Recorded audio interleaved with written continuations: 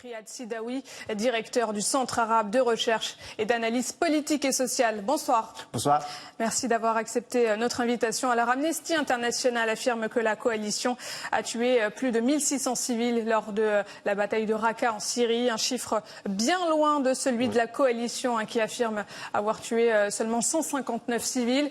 Comment expliquer un tel écart? Est-ce qu'on peut parler de déni de la part de la coalition internationale dirigée par les États-Unis? Peut-être encore plus que 1600. Hein. Il y a une catastrophe humanitaire en Syrie. Il y a aussi une certaine hypocrisie. Parce que qui finance Daesh? Qui finance Jabhat al-Nusra? Dans mon livre du printemps arabe à Daesh, le premier chapitre, qui sont les services secrets qui financent Daesh. J'ai cité Joe Biden, vice-président américain, devant les étudiants d'Harvard. Il disait « Ce sont nos amis turcs et nos amis saoudiens et qatariens qui ont soutenu et financé Daesh ». J'ai cité Yves Bonnet le 8 octobre 2012 dans une interview avec la Dépêche du Midi. Il disait qu'on a un vrai problème avec l'Arabie Saoudite et le Qatar parce qu'ils financent les terroristes. Le ministre de l'Intérieur tunisien, le 29 novembre 2014, dans une interview intitulé « Des hommes d'affaires, des riches des pays de Golfe financent Daesh ». Donc, s'ils sont vos amis, je dis la coalition, vos amis, vos partenaires qui ont financé Daesh, et d'ailleurs, le ministre des Affaires étrangères qatarien, Hamad Ben Jassim Al Thani, dans une longue interview pendant 2 heures, dans la chaîne de télévision qatarienne, disait « Nous, les Qatariens et les Saoudiens, on a soutenu les combattants en Syrie et l'Occident le servait bien, nous étions des partenaires. » Qu'est-ce qui se passe aujourd'hui? Bon, il y a un changement de position. Il y a eu le conflit entre le Qatar et l'Arabie Saoudite a révélé beaucoup de secrets sur cette énigme Daesh et Jabhat al-Nusra. Alors, Amnesty International affirme que les bombardements ont été pour la plupart imprécis, avec des dizaines de milliers de tirs d'artillerie lancés à l'aveugle. Est-ce que c'est un manque de préparation de la coalition ou pire, un manque de considération des populations civiles?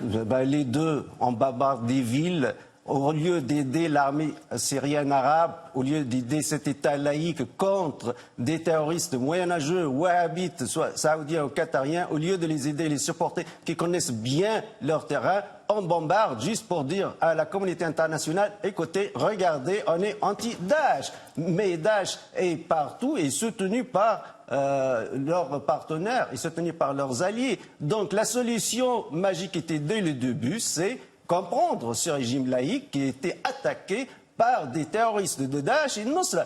Personnellement, intellectuellement, je suis basé à Genève, j'étais totalement choqué quand j'ai entendu, et je n'ai pas cru ni mes yeux ni mes oreilles, quand Fabius disait, quand il était ministre des Affaires étrangères, il disait que Al-Nusra, qui est Al-Qaïda, Al-Nusra c'est Al-Qaïda en Syrie, Al-Nusra a fait un excellent travail en Syrie. C'était un choc pour nous, les intellectuels laïcs du monde arabe et occidental aussi. Donc aujourd'hui, il faut mettre les points sur les i. Qui finance ces terroristes? Qui est derrière ces terroristes? Et pourquoi on n'a pas fait ça dès le début? Et pourquoi on n'a pas soutenu ce régime laïque contre ces terroristes qui ont déstabilisé tout le monde entier aujourd'hui, y compris la France? Alors, la ville de Raqqa a été détruite à 80% dans les combats depuis 2011. On l'a dit, hein, plus de 1600 civils tués en 2017. Que risque la coalition internationale en termes de sanctions? Est-ce qu'on peut envisager une enquête de la part de la Cour pénale internationale, voire des sanctions? Est-ce que c'est possible? C'est difficile, c'est impossible presque. Pourquoi, quand on quitte le droit, ou quand on parle du droit international, on a le Conseil de sécurité. Et le Conseil de sécurité qui a la possibilité d'exécution. C'est l'exécutif. On dirait un gouvernement, mais dans le Conseil de sécurité, il y a 5 pays d'États permanents qui ont le droit de veto. Il suffit de proposer une telle résolution. La France, la Grande-Bretagne ou les États-Unis d'Amérique utilisent le droit de veto. Ça veut dire qu'on ne discute plus cette résolution, point à la ligne. Donc, dès qu'il s'agit du droit international, on parle plus de la loi du plus fort, on parle du droit des plus forts que les droits des plus faibles. Ça veut dire que ces pays sont intouchables, quoi qu'ils puissent faire? Au plan du droit international, et je parle du Conseil de sécurité, intouchable parce que ça va être bloqué par les vétos britanniques, français et américains. C'est Riyad Sidaoui, merci en tout cas pour cette analyse. Je rappelle que vous êtes directeur du Centre arabe de recherche et d'analyse politique et sociale. Merci à vous.